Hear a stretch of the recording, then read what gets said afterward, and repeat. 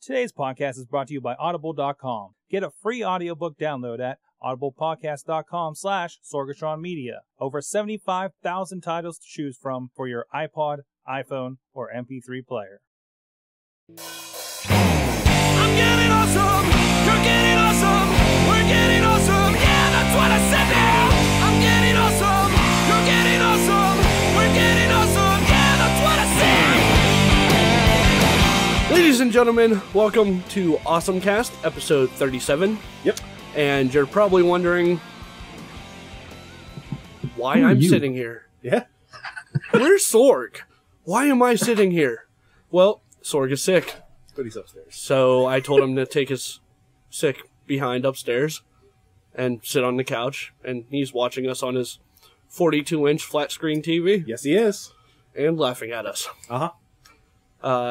So, it's on me. It's on my man. This is ChachiCast. Ooh. I don't know how I feel about that. Okay, fine. All right, Let's introduce everybody. all right. So, as usual, we have Rob De La Creta.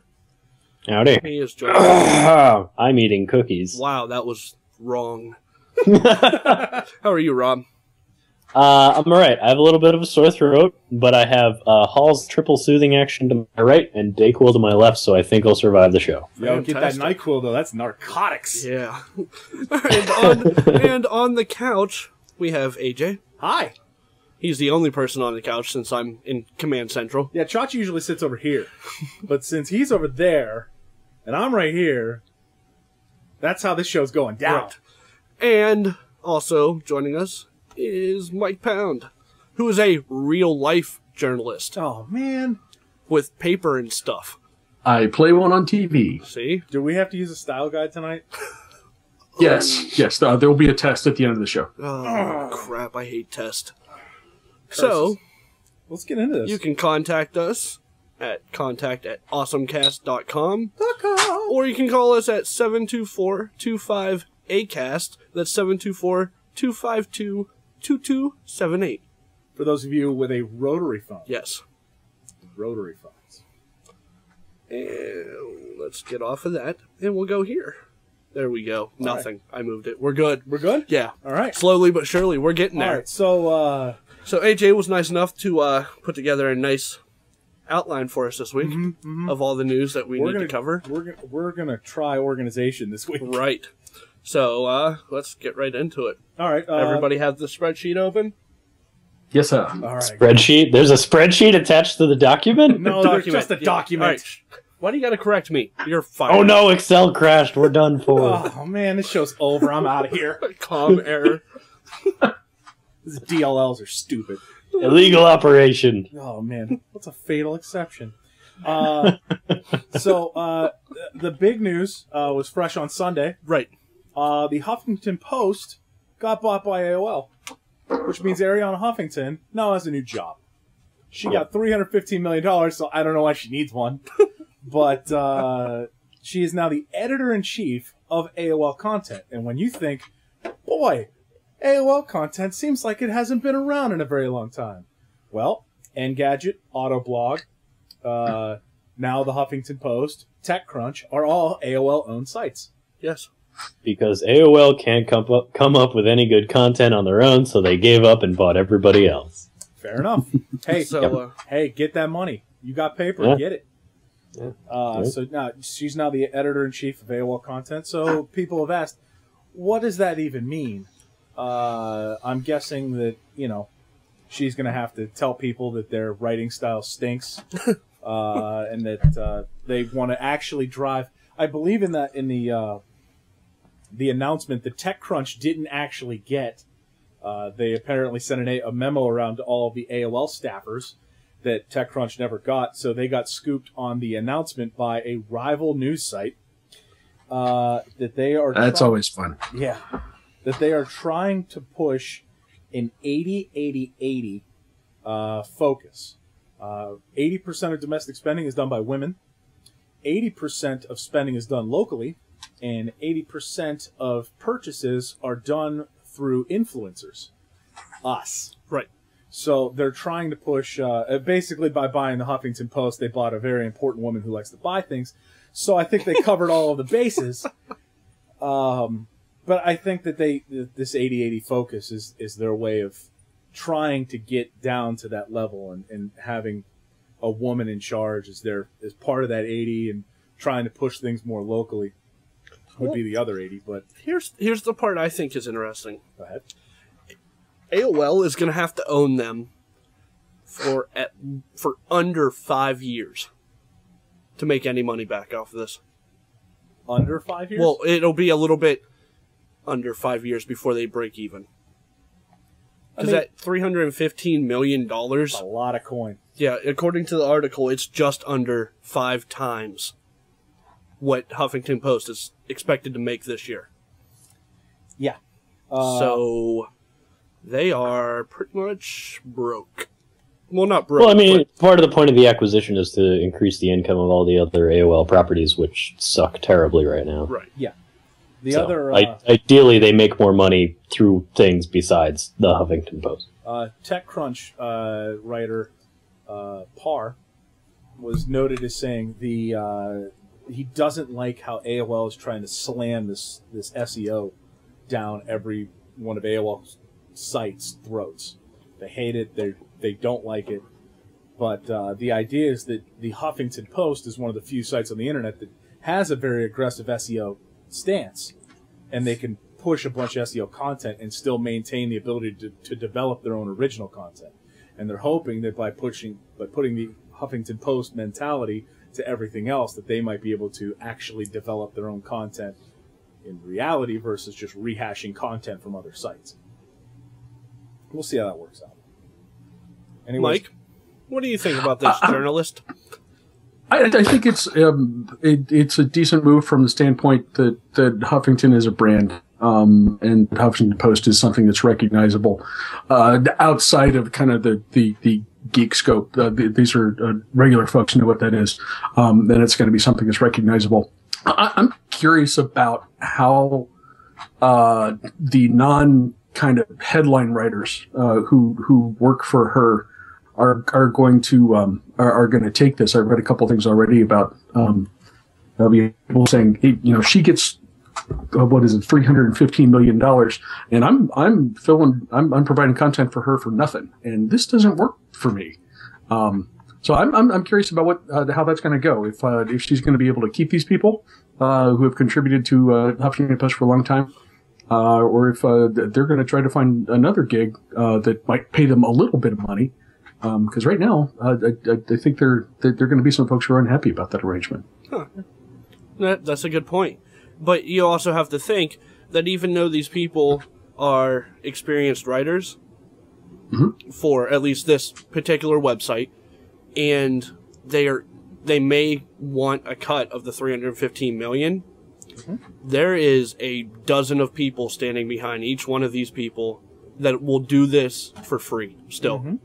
So regardless of the $315 million, that she can go out and throw a piece of wadded up paper and hit someone that'll write the same article for nothing still. Yep. There's a lot of work involved in finding people who can do that reliably. And if I've been blogging for her for free for 2 or 3 years, the folks that I'm submitting stuff to know they can count on me for regular content. They know that I don't have to screw around with a lot of editing. They know I'm reliable. You can find plenty of people who are willing to replace me. Can you find someone who can replace me? That takes some time and work to get through.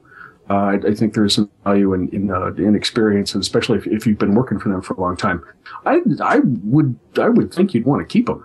Yeah, that's true. Yeah, and there's definitely something to be said for the voice of the writers that the Huffington Post has been choosing for years now. I mean, one of the reasons that a story we'll get to in a minute, the Daily, is getting a lot of criticism across the board is because it's not the kind of, like, they picked a certain kind of writer, and it's not the kind of writer that people wanted to listen to. So if the Huffington Post has a rebellion and they lose a lot of their talent right now, which is legitimate talent, sure, they can find people to fill the pages, but to fill the pages in a way that people actually want to read, that's where the challenge comes in. Absolutely. Well, you mentioned something that we're going to cover later in the show. Speaking of paper, Yes. Amazon announced through fourth quarter that Kindle book sales were outselling paperback book sales.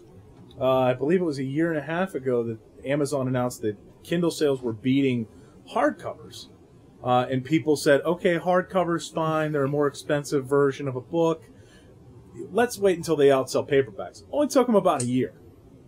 And if you go into the Amazon store, you can actually see that price difference. You go in and you see like the Kindle version is like $10, and the paperback is 15 or 20 on the new stuff. Yeah. On stuff that's actual, just released books. And I think that is pushing this whole e-reader. You have the Kindle, you have the Nook, you have the iPad, you have now the Kindle Nook, the Kindle and Nook, and I think there's another one, but for some reason it's slipping my mind right now. For the tablets that is now starting to push this e-reader move, and now with the Daily and Apple now pushing this how to do subscriptions through iTunes, I think that you might start to see that push towards, I'm able to get real electronic versions of, say, my favorite Beaver County Times, or the what the hell just happened? I dropped the keyboard. All right.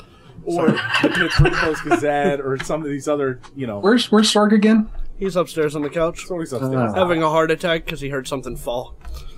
All right, there we go.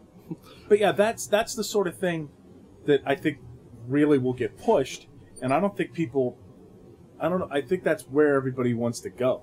I mean, my 65-year-old aunt has an e-reader now. Really? Yeah. I must be one of the few people that, you know what? I've tried an e-reader. It wasn't for me. I want a physical paper book in my hand. So was she, and then she got one as a gift for her birthday. And she said, after reading on it, she's like, I realized that it was that holding the book, and everybody always says, oh, I want to hold the book in my hands. I like having the paper. And after a while, she's like, I realized that all I wanted to do was actually read the text. Which is the whole point of a book, is to read the text. And she really, she said the novelty of holding the book, or this whole desire that I have to hold the book in my hands, wore off. And that I really got comfortable with reading it on an e-reader, and I read it all the time now. And as a writer in a paper world, Mr. Crappy, how do you feel about these sorts of things? I'm like Chachi, and although I will say I haven't played with a Kindle much, I still like books. And it's something I will check out at some point down the line and probably change my mind.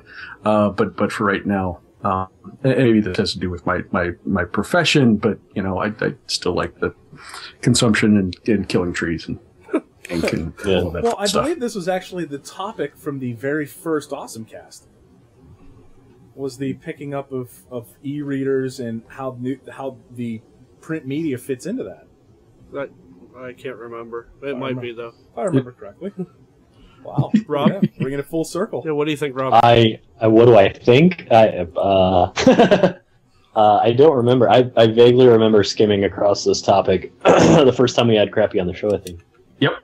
But yeah, I'm hearing more and more of like what AJ was talking about. People saying, I'm not really into the whole e-reader thing. I don't need one, yada yada yada. But until you get one as a gift, you don't realize that you love it.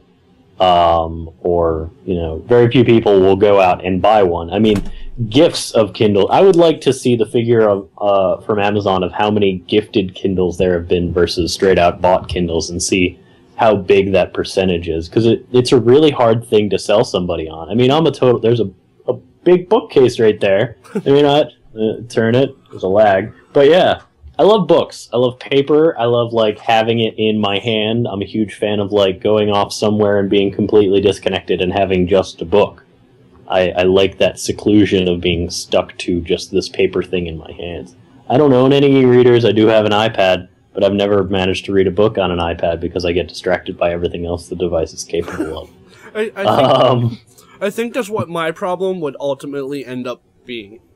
Well, what I've found is especially, and thankfully Apple did this, I think it was the very first version of iBooks couldn't do PDFs. And I believe it's the first update that they came out with gave it the ability to read PDFs. So what's nice is I store a bunch of white papers that I have from various vendors at work.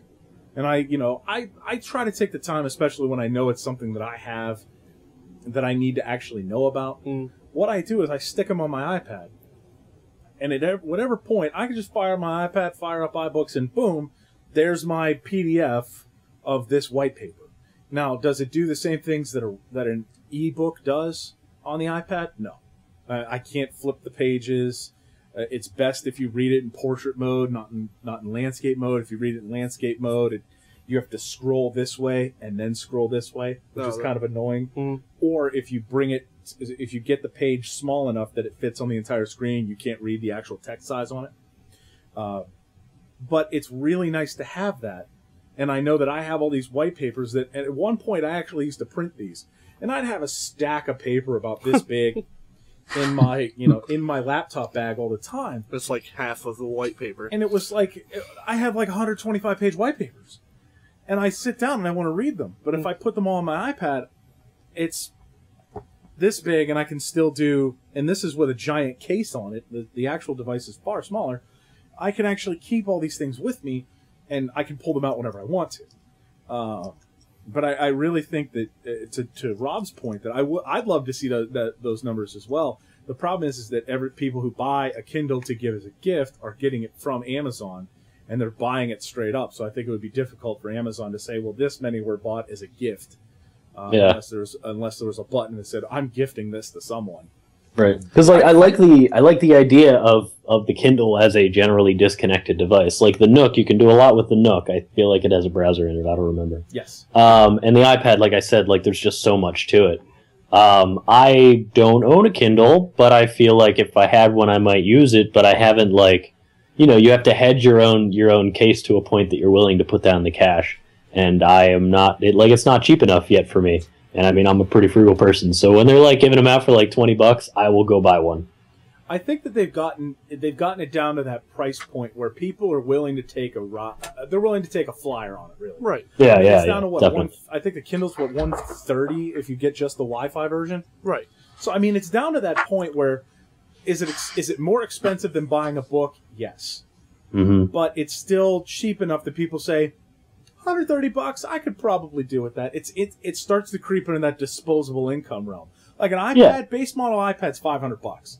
You have to really desire to do more than read books if you want an iPad. Absolutely, and the price point for the Kindle right now is simply put as if I buy $10 in a year, I've bought a Kindle.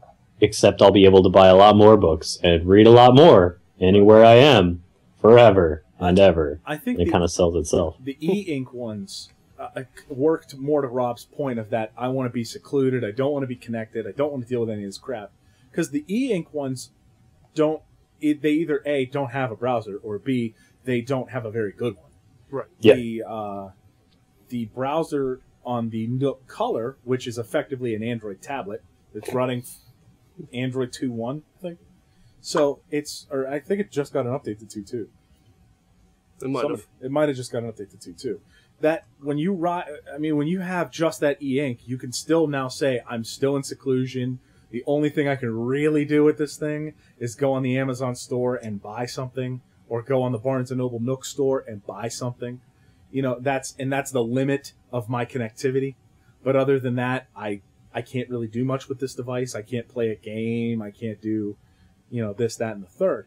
And I think that plays more to Rob's point of that seclusion. I want to hold the paper and that sort of thing. All right. So we pretty much covered that. Yep. Beat that one in the ground. All right, what's next? Hulu. Oh, Hulu. They got Viacom content back. So now you can watch You can watch all the shows that you really want to watch. You can watch The Daily Show and The Colbert Report. You can watch CBS shows on there now, probably, because it's Viacom.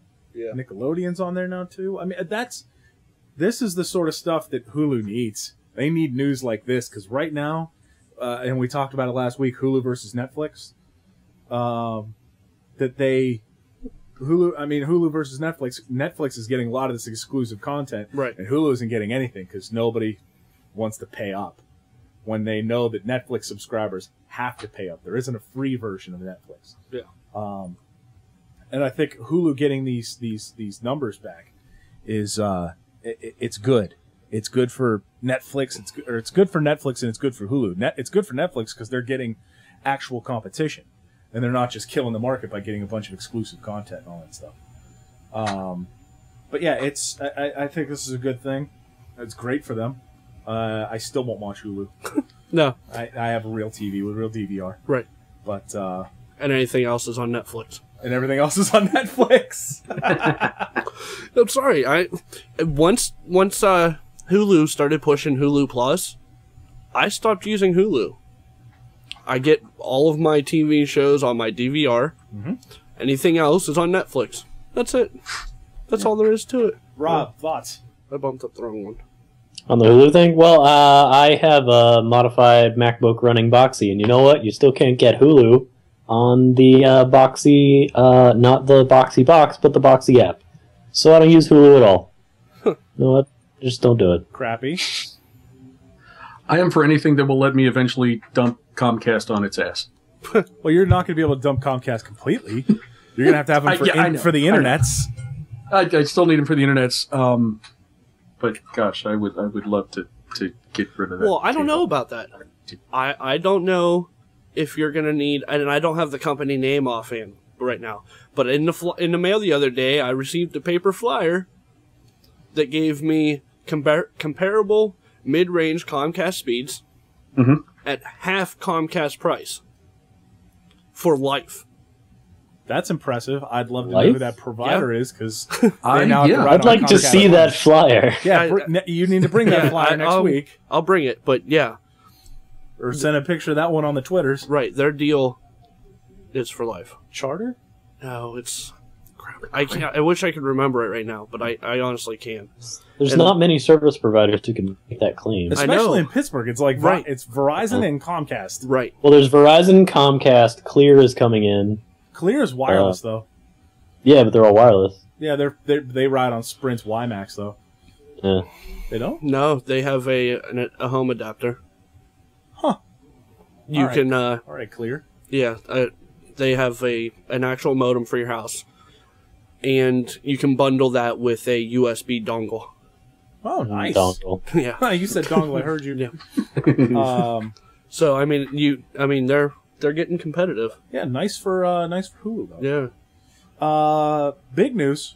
This was Sprint's way of kind of stomach punching Verizon. Verizon got all the big news. They sold. J.P. Morgan said they sold 500,000 iPhones in 2 hours. Yeah, it doesn't matter. I mean, they moved a lot of units. But the Kyocera Echo. Now, when I think of Kyocera, I think of crappy little flip phones and Virgin Mobile and used to be Cricket. Yep.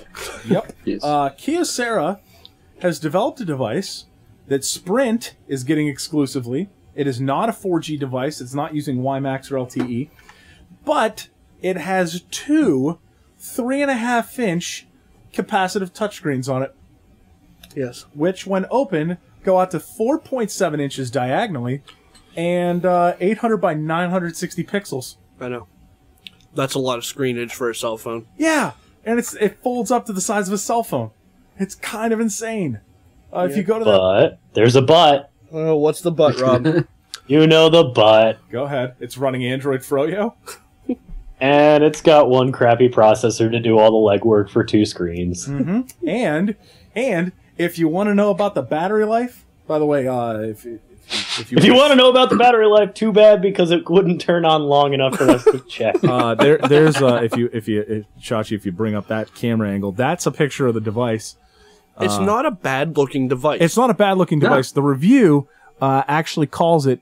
They call it thick when it's closed. Oh, I'm sure. With two screens, you have to have a thick phone. But the big part, if you ask about the battery life, is that Sprint will be selling this with a spare battery and a compact form factor cradle charger.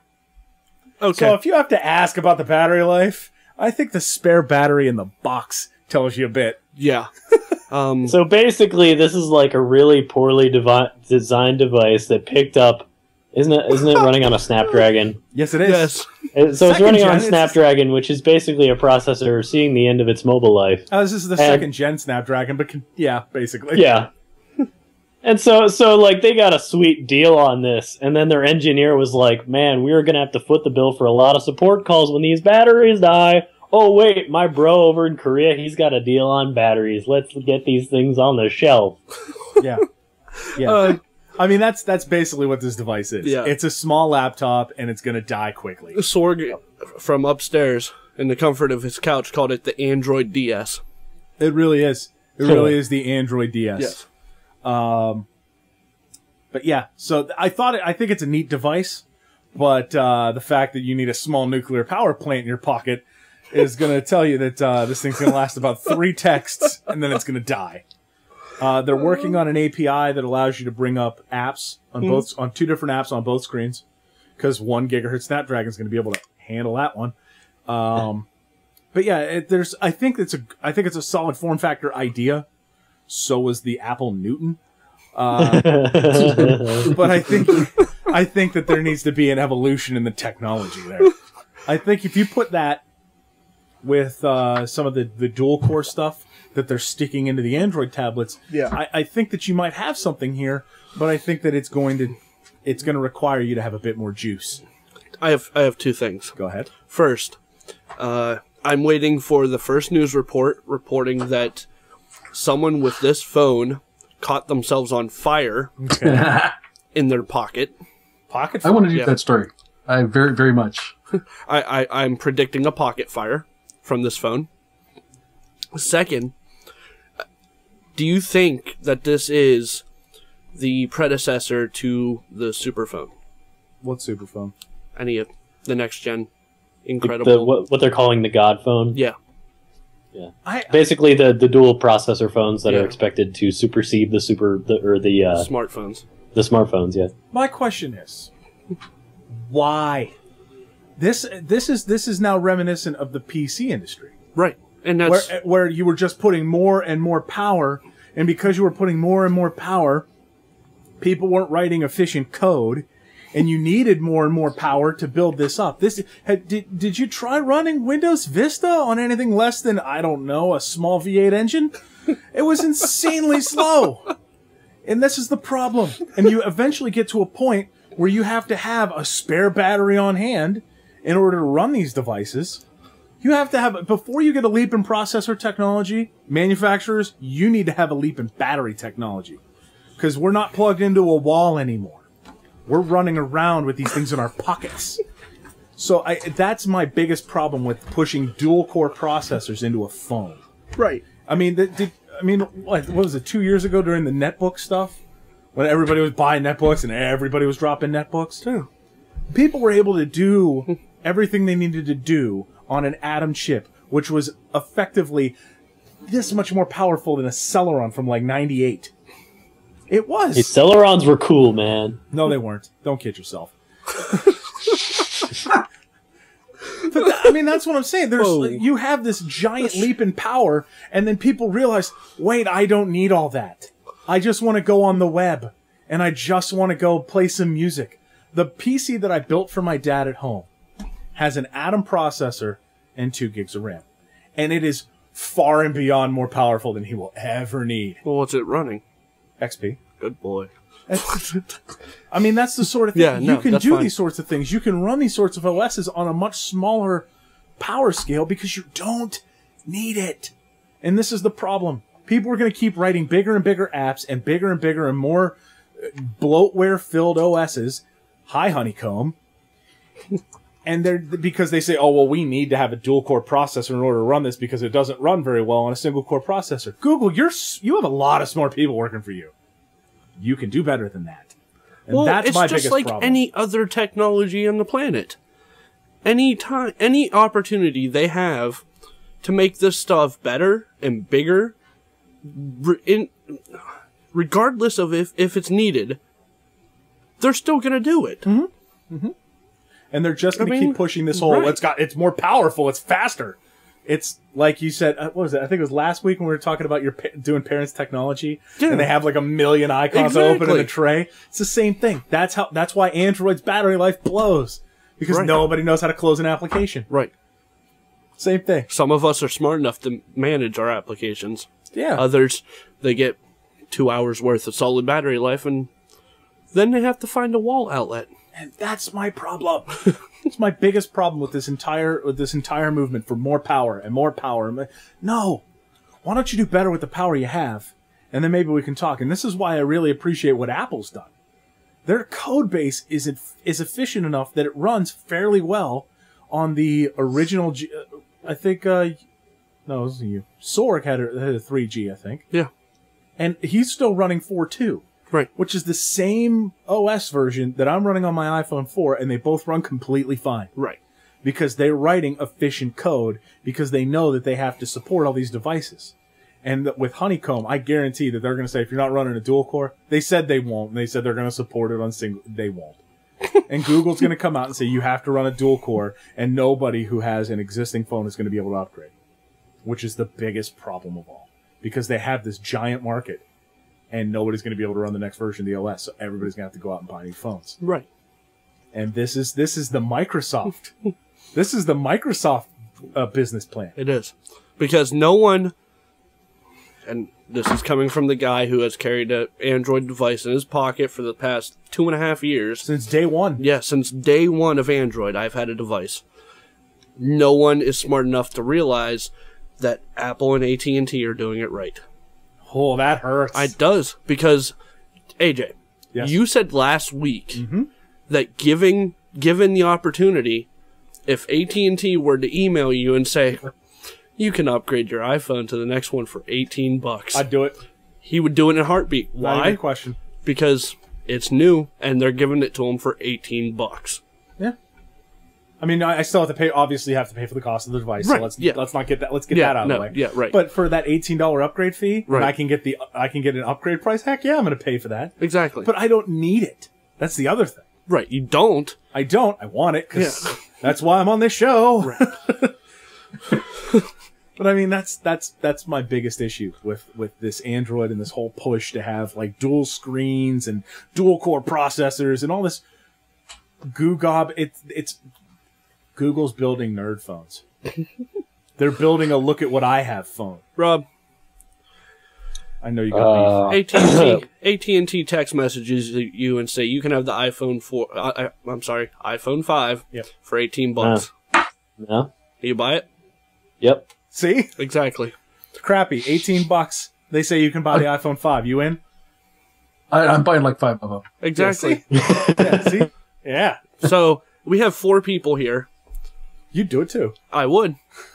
I would do it in a heartbeat. But the problem is my carrier and my devices aren't smart enough to realize that AT&T and Apple are making a boatload because they're giving people this deal. And AT&T's got me by the man bits for the next 2 years. Exactly. They know. They know they're going to keep getting that $90 to $100 a month. Exactly. They know it. And they know I'm good for it. I mean, it's like a drug. Right. And we can't help it. And that's why we're on this show. Speaking of the iPhone versus Android. Yeah. Super Bowl commercial for the Motorola Zoom. Yeah, I think I missed that one. This one was pointed out before the Super Bowl. By the way, commercial people, advertising people, don't put your Super Bowl ads out before the Super Bowl. Dummies. There's something funny about the whole Super Bowl commercial thing I was thinking about. So we're all used to like drooling in front of our computer and flipping through YouTube. That's like the same dopamine shot that you got when you were like 10 years old watching the Super Bowl. That's why the commercials aren't good anymore. Yeah, but the problem is that, you know, they always say like, oh, this is when the big commercials of the year come out. This is where the crazy ones come out. But all of the commercials have been out already for like a week before the Super Bowl. Oh, yeah. Yep. So I've already seen all the good ones. I'm done here. I could go get some chips while I'm watching the Steelers. Oh, God. Hey, watch it. It hurt. You know what, though? I honestly didn't watch a single commercial until the Super Bowl because I knew I'd be watching the Super Bowl. Yeah. So I just said, you know what? I don't need to see it. I'll see it when it airs. By the way, personal favorite was the Darth Vader Volkswagen commercial. See, that was up there. Yeah. But it wasn't my awesome. personal favorite. Did you see the bloopers? The I blooper reel that came out today? No. At the end, there was a deleted scene that at the end, when the kid starts the car, he goes running back inside and you see the parents going like this. I mean, it is classic. I was like, why wasn't that in the commercial? That was awesome. Well, see, my favorite commercial was the Bridgestone commercial with the beaver. I'm trying to remember that one. Yeah. That was pretty good. That was cute. Beaver moves a branch out of the way, waves to the guy as he's driving by. Later, guy's driving down the same road. Tree falls in his way and he has to hit the brakes. And then they pan to a bridge that he took the first time, and it's floating down the river. And the beaver comes out, he's like... Yeah.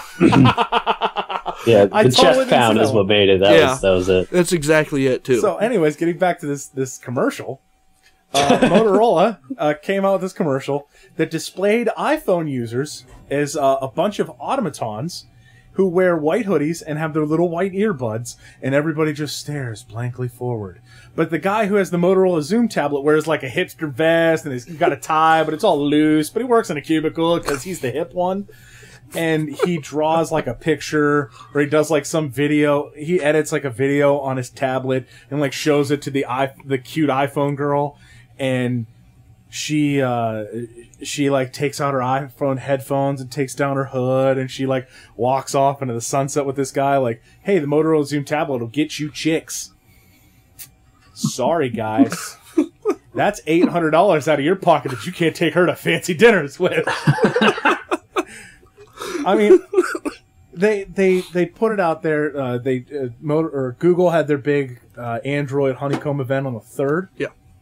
They talked about Honeycomb and the widgets, and it looks really cool, and it does things that I honestly wish the iPad did. Mm-hmm. But I also know that with all these fun, neat widget things comes a battery cost. And I can only imagine the battery life of the Motorola Zoom. So that takes us back to the original point. It takes us back to the original point, and the circle of life is complete. Right. Thanks, Elton John. Hey, Mike, what was your favorite Super Bowl commercial? You have to kind of suspend your disbelief, because there was a commercial earlier where he said he doesn't do commercials, and the fact that Chrysler actually isn't owned by an American company. But the Detroit commercial was really, really cool. And I think that I didn't see all of them. I didn't see the whole game, but I think that was probably my favorite of the bunch. I actually looked this up today because somebody got all mad about that commercial. They were like, "Isn't Chrysler owned by the U.S. government? And they spent $9 million on an I saw that, and I really wanted to high five you over the end. Yeah. By the way, the main owner of Chrysler right now is the United Auto Workers Union. Sorry. Mm-hmm. They own 63.5% of that company. Fiat owns 25%. The U.S. government owns 9.2%. And the Canadian government owns 2.3%. So all in all, shut up. By the way, if you say the same thing about General Motors, the U.S. government, because of General Motors' IPO, went from 61% ownership to 26% ownership, which means General Motors is once again a publicly held company. So there you go. I just thought, I'm sorry, that was priceless. That whole spiel. I look things up on the internet. It was on like Wikipedia. It took 5 seconds to search that. Who owns Chrysler? Oh, the United Auto Workers Union does. Done here. Well, see, that's the problem with sites like Twitter. And don't get me wrong, I love Twitter. You love the twits. I am on there way too much. Okay. I am probably sleep tweeting and don't know it because I don't go back to check the tweets I send. I'm gonna check his timeline. But yeah, I probably sleep tweet at this point.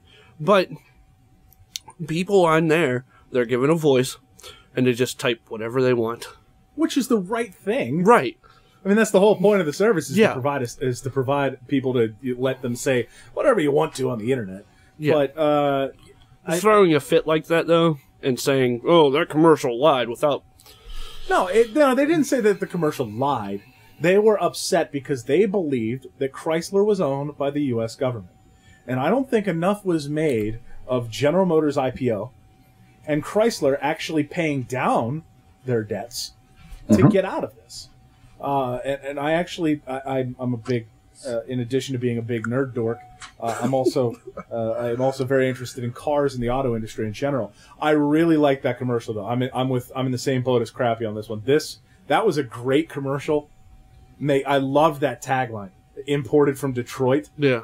I mean, I do work in the Detroit area. I've been up there many times. I have family in Detroit. That town during the recession, when most of that town lost their jobs, that was depressing place to go. I mean, it hurt to go there. And seeing commercials that are trying to build back up the image of Detroit. Rob, I know you hate the show, but Top Gear America did a nice piece on American cars and what could save General Motors. What should General Motors bring back from their past that would be a good car to bring back? I think a lot of people want to see Detroit and the American auto market and the big three really make a comeback. Ford is doing fantastic work right now. I don't know if any of you guys are interested. The Pittsburgh Auto Show, they will have the new Ford Focus on display. Very excited about that bit. Okay. But they have the big car makers, the Chevy, the Cruze, the Equinox. I can't find, the only car that I can find in the Chevy lineup that I don't like, and it's long overdue for a refresh, is the Impala. But other than that, the Cruze, the Equinox, the Malibu, the Traverse, all four of those cars are cars that Chevy can genuinely be proud of. Right. They're not terrible cars. I had an Equinox for a week, and I wanted to buy one at the end of it. I test drove a Cruze and almost bought it. Chevy has a really, really, really good lineup right now. So does Ford, and I'm actually stunned to say that American car manufacturers have good cars now. And I think they finally listened to the American auto market when they didn't buy anything, and they were buying the Japanese cars for the last 25 years. And they said, oh, crap, we actually have to make something that people want? Man, that requires work. But there you go. That's my rant on the auto industry. Continue. All right. Go ahead, Rob. What's next on the list? Let's get you back into the show. Yeah, I was barely paying attention. I know. What do we got? Blah, blah, blah. Android over-the-air web store. Yeah. So they, Rob, did you know about this thing? I heard about it. I don't know any details at all.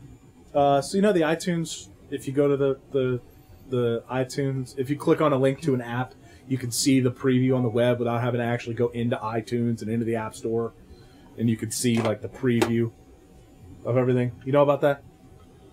Yeah. Okay. Same deal, but instead of clicking View in iTunes, you can click Install to Phone, and it does an over-the-air install to your device.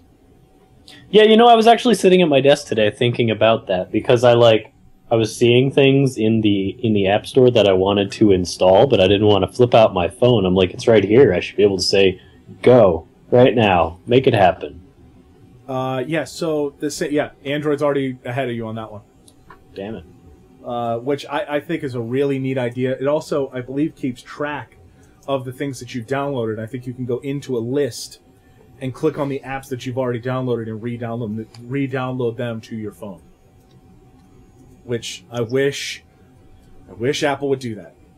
Well, there's also there is word that wireless syncing is coming to iOS. The latest developer rev of iOS includes some bits about wireless syncing, so there's some rumors going around that the next full release will include wireless syncing. Speaking of wireless and the new version of the iOS stuff, mobile hotspots, which originally appeared in the Verizon iPhone, right, got integrated into the latest developer builds for iOS 4.3, which is rumored to come out on Monday. So happy updating. If you have tethering on your phone, go get at them.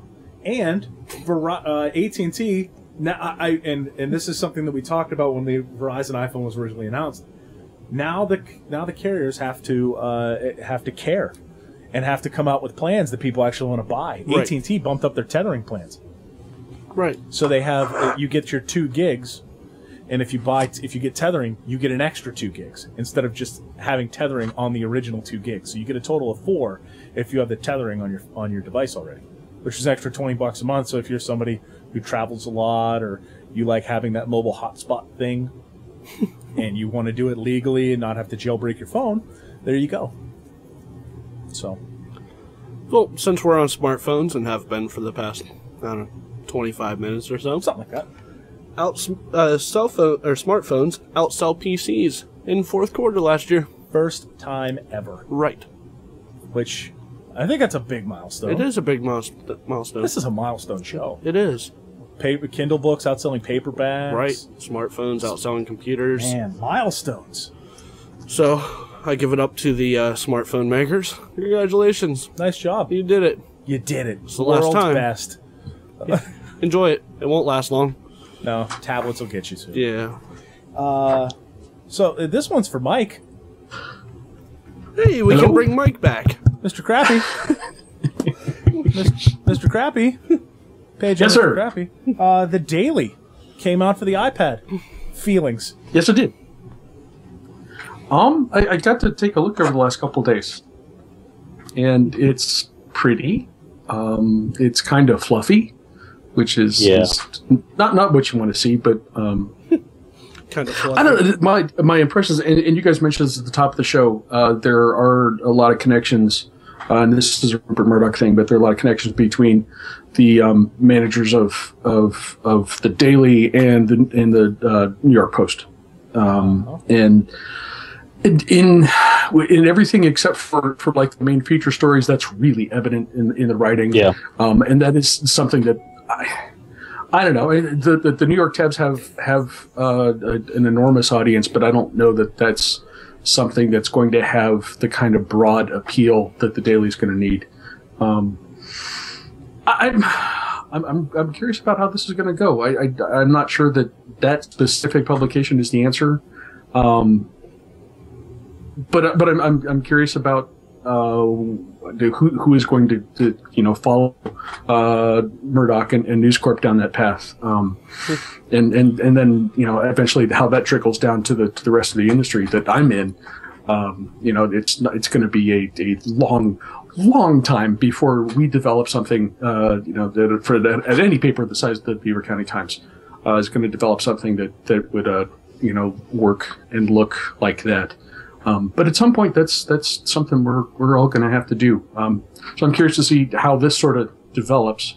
For right now, it's kind of cool for cool's sake. It's not. I'm not overwhelmed by it, but it's it's a cool thing to flip through. We've been passing around the newsroom on the newsroom iPad for the last couple of days, and everyone sort of looks and says, "Wow," and then starts reading the thing, and not. So you're not afraid at all. It's not fear. That sort of stuff. I mean, these will be developed for different audiences, and the Daily is shooting for the widest audience possible. I'm not sure that the writing will allow them to do that unless they do a little tweaking along the way. The paper. The Pittsburgh papers are going to be looking at something that's more specific to here, because that's what we have to offer. The Beaver County Times is going to be. When we get to that point, we'll be developing something that will deal with Beaver County and Northwest Allegheny County. So there may be some parallels sort of in how this is going to look. But in terms of the overall content, they're not a threat to me. But if that's something that's successful, you could see a bunch of folks in our industry sort of following them down the path and seeing where that goes. Well, I think the No, I'm pulling up the issue of the Daily right now. Go ahead. Okay. The important thing about the Daily, the Daily has been getting a bashing, an out and out bashing by anybody who has anything to say about designing applications ever since its release, because the thing is incredibly ugly as far as iPad applications are concerned. One of the beautiful things about the iPad is you get an app on the iPad, your app does a thing, but the important thing about the iPad is that when you launch that app, your iPad becomes the thing. Your iPad is transformed, because it's the whole screen, into whatever that thing is. But because they decided to use these big, kludgy black buttons and awkward controls, it's an app inside of the app that is the iPad.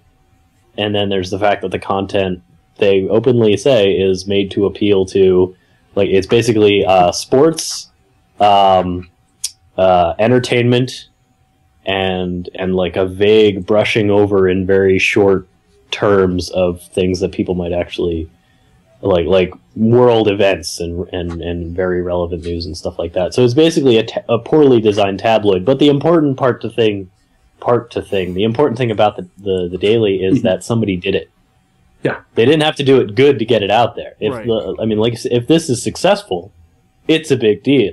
And the fact that somebody did it for so cheap, I mean, it's at a price point where anybody can say, you know what? I heard that's really crappy, but I'm going to try it anyway. It's that, but I'm going to try it anyway. That's the most thing, like the big important deal here. If that subscription model holds on, and then somebody else comes along down the line and says, hey, I'm going to make it pretty and useful, and somebody else says, hey, I'm going to do this for like The Economist, then I'm interested. I'm waiting for someone to build a service that can go to local papers like the Beaver County Times, Pittsburgh Post-Gazette, Pittsburgh Tribune Review, the Butler County Times, and basically give like a framework so that these companies don't have to go build their own app. Well, actually, a bunch of episodes ago, there is a company that's doing that. Well, if you actually look, there's been Rob, hacks there's of a the company data. that does that. Our iPhone application is if you look at our platform, and then if you look at other newspapers, the one that comes to mind for me is Columbus Dispatch, because that's where I'm from. It's the same platform, and there's a developer that will squish whatever your content is into something that's reasonably easy to use for the iPhone. I can't imagine if especially if this seems to be modestly successful, I can't imagine it's going to take too long before you'll see something similar for the iPad. Yeah, because the big point, and I think we've discussed this before, but it's companies, quote unquote, like the Beaver County Times, cannot afford the resources that it takes to make an application that everybody really wants and wants to look at, that's going to be functional, it's going to work well. So the best thing to do is to create a framework, as AJ said, that is functional and works across the board, and let them put all the money into it, and then they can go to the Beaver Times and say, hey, for like a couple bucks, we can take all of your content, transpose it, and stick it in our little sandwich, and then you can pass it out to the people who want to read your stuff. I honestly think that, and I've seen multiple hacks of the Daily. Basically, the app is a glorified PDF viewer. Oh yeah, sure is. There's actually a Tumblr feed that is a syndication of everything you can get on the Daily, even though what's his face, Murdoch, said that would never happen. Yeah, it happened very quickly. And Lauren Brichter, who wrote the Twitter for Mac, Twitter for iPhone, and Twitter for iPad apps, wrote a new app for the Daily that is like 1,000,000 times better. It has better response, it runs better, and looks better. Because I'm really surprised. Like, with all the resources that they have at their disposal, somebody passed this across their desk and they said, yes, this is great, this is going to change the world. Yeah, and I think that the people who were in charge of that decision didn't really go through the motions of actually having to use the app and have to, like, the big thing that drives me nuts about the Daily. If this is a subscription-based thing, okay, and I open the app, I want it to be there already. If I have to open it and wait for the latest issue to be delivered, you've lost my attention already. I'm out. Because I don't care now. I want it there. It should be pushed to my device. We have this ability, right? We have the ability to push content, right? Right. Yeah. Why can't we do that?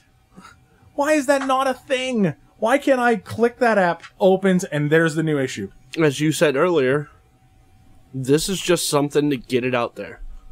So once they reprogram it and tighten things up and make it a lot better, that'll be it has to be a selectable option.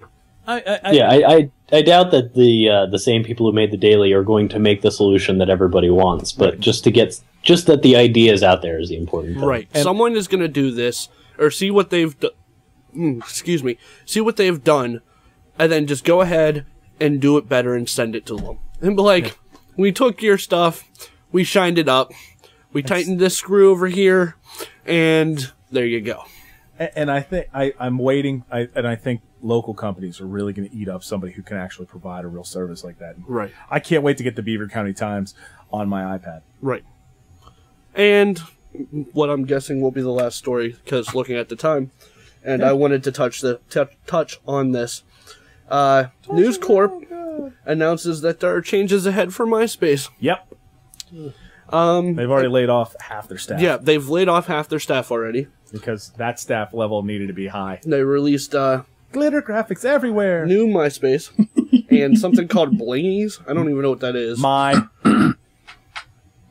I'm sorry. No, it's okay. There wasn't anything there. I don't have anything to fill my space with. They said that it could be for sale. It could be an investor coming in. It could be us, referring to MySpace, staying in restructured ownership with management. And then he laughs it off and he says, oh, that's just a bunch of corporate speak. Don't worry about that. And he finishes the interview off by saying that for a fair amount, you can buy it. Yep. So, Rob, you missed this because you were the last one to connect in. Here's my plan. Go ahead. I'm going to get $40 from AJ. Uh-huh. I'm going to get $40 from Mike and Missy upstairs. Yep. I'm going to pitch in $40. Pounder's going to pitch in $40. Yeah, And you're going to pitch in $40. And we're going to buy MySpace. For like $240. Okay? We're going to give them that money. We're going to buy MySpace. And we're going to do to MySpace what should have been done to MySpace years ago. It's going to go up in a million glittery pieces. We're going to take it out into the pasture, kick it around for a little bit, and then shut it off. Wait, can we reenact the scene with the printer Yes. in Office Space? We can. Music and all. And then, when all is said and done, and we've pulled the plug on MySpace, we're gonna turn around and sell www.myspace.com for a gazillion times more than what we paid for the company. Actually, what we're going to do is we're going to redirect myspace.com to geocities.com and to tripod.com. That'd be good. And we're just I going think you'll create a black hole on the internet. and the entire internet will swallow itself. That's how you'd break the internet. That's how you break the internet. There we Redirect go. myspace.com to geocities.com and just watch the whole go. That's the equivalent of dividing by zero. That's the equivalent of crossing the streams. We're Yes. All we're right. breaking the internet. So, That's the AwesomeCast. yeah, that is the AwesomeCast. Rob, you got anything? Check out the baristas because that's a thing. That is a Yes, thing. It is an awesome thing. Absolutely. Yeah, I think is the second episode up. Yes, it was up Monday at 10 on time. Still haven't watched the There you first go. one. Oh, Check- you need to watch them. They're hilarious. I should, huh? Check them out. Yeah. Oh, yeah, Yeah. I'll check Yeah, so check that stuff out. And yeah, I don't know. I'm not traveling. Oh, that's good. That whole- That's good. That's I'm good. not traveling. Good. Unfortunately, instead of going to Las Vegas and Toronto, I will be the only one in Pittsburgh. So I get to show up to work like whenever I want to, but I'm not traveling. You are in charge of the sweatshop this week. Yay. Yeah, it would seem that way. What about you, Mike? Real life journalist with paper and stuff. The Super Bowl's over, so I'm not producing any ridiculous Super Bowl news breaks anymore. Oh, and you know what? By the way, those were relax. classic. Your news breaks were hilarious. Can we? Thank you. Yes. Can we? Yeah. Hey, round of applause for Crappy. If you haven't seen them, go look up Newsbreak on YouTube Hilarious. and watch this man compare steel to cheese. Yes. How does steel We taste? had some fun with those. Today's is just me sleeping at my desk, and really, that's actually what it is because I'm so burned out I couldn't think of anything else to do. Well, thank you so much for coming on the show again. Thank you, And sir. we can't wait to have Happy you to back. do it, y'all. AJ, what do you got? I'm still hanging on the internet with a Nice. food blog. Nice. Just for So you had Indian food. I had Indian food. What'd you eat? I don't remember as things that I don't remember the names to. Oh, any good? It was all right. Not a big fan of it. But Super Bowl Sunday, calzones. Is that I saw. that was the homemade calzones? Those Yeah. were the homemade calzones, buddy. I saw. Oh, Man, there's still two more in my fridge. Ugh. Yeah. So AJEats.wordpress.com. Yes. If you want to see what I'm eating. There you go. All right. Well, Sorg is sick.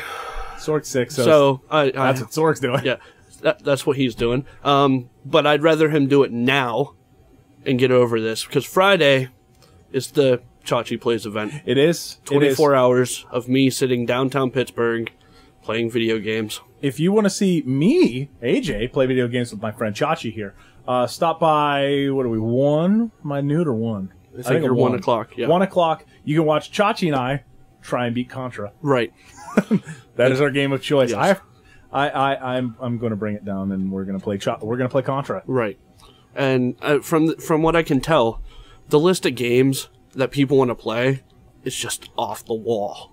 Really? Is Adventures in the Magic Kingdom in there? No. Oh, that's sad. Riz in the chat room picked up Rocky Legends for PS2 to play. Nice. So, yeah, I'll be playing that for An hour. Yeah. With Riz. That's kind of awesome. Yeah. So that's what we got going on, and that'll be live. That will be webcast live all 24 hours. So you can watch me get progressively stupid. And so what you can do is you can watch that. You can actually go down to Ninja Entertainment on Smithfield Street. Right. We'll be there. And be there live. And then while you're down there, take a little walk over to the convention center, go to the Pittsburgh Auto Show, check out some new cars. Yep. There you go. You know what? That's my Saturday is. Bring some income down. Bring some churros. Yeah, let's get this city back pumping more. Yeah. Downtown at least. Get into that downtown. Get into the triangle. Yeah, get downtown. Yeah. So you can contact us. Contact at AwesomeCast.com is the email address. You can call and leave us a voicemail at 724-25-ACAST. That's 724-252-2278. And you can check out all of our happenings at AwesomeCast.com. Yep, and you can also follow along delicious.com/awesomecast. Right. You can see all the crap that we read on the web. Right. So thank you for tuning in, and we'll see you next week.